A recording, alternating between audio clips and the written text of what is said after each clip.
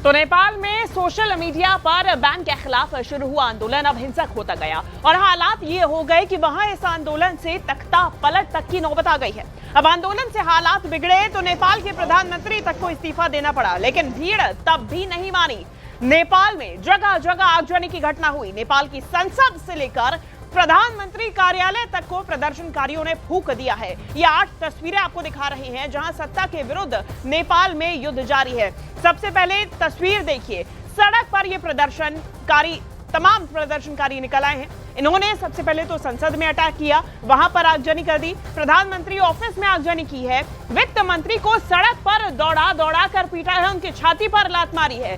प्रधानमंत्री ओली का इसके बाद इस्तीफा सामने आया और कहा जा रहा है कि इसके बाद प्रधानमंत्री ओली देश से बाहर चले गए हैं। वहीं कुछ कह रहे हैं कि उन्हें सेफ हाउस में रखा गया है। इसके बाद नेपाल के सुप्रीम कोर्ट में आग तक लगा दी गई, जिसके बाद सुप्रीम कोर्ट की कई जरूरी फाइल्स जलकर राख हो गई हैं।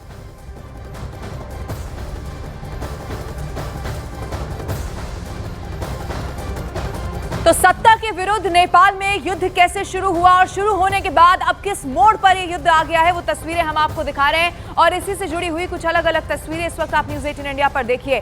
सबसे पहली तस्वीर, पीएम ओली की मूर्ति तोड़ी गई है। पीएम ओली के घर में जबरदस्त तरीके से तोड़फोड़ की गई, घर जलाया गया, नेपाल की संसद तक को फूंक डाला गया। इसके अलावा आप देखेंगे नेपाल के राष्ट्रपति का घर भी आग के हवाले कर दिया गया। नेपाल के जो मंत्री हैं उनके घर जलाए गए। इसका नतीजा ये हुआ कि कुछ मंत्रियों को अपने पद से इस्तीफा तक देना पड़ गया। होटल हिल्टन में आगजनी हुई, नेपाल की आर्मी ने सरेंडर किया और कम्युनिस्ट पार्टी के ऑफिस में भी हमला किया गया। सड़क पर ये भीड़ का जबरदस्त कब्जा हो चुका है और ये अलग अलग तस्वीरें बताती हैं कि नेपाल में जेनजी का जो ये प्रदर्शन है वो अभी तो शांत होता हुआ नजर नहीं आ रहा है, क्योंकि ये सिर्फ गुस्सा सोशल मीडिया ऐप को लेकर नहीं है। वो लगातार भ्रष्टाचार, बेरोजगारी जैसे तमाम आरोप लगाते रहे हैं और इसी को लेकर गुस्सा अब फूट पड़ा है।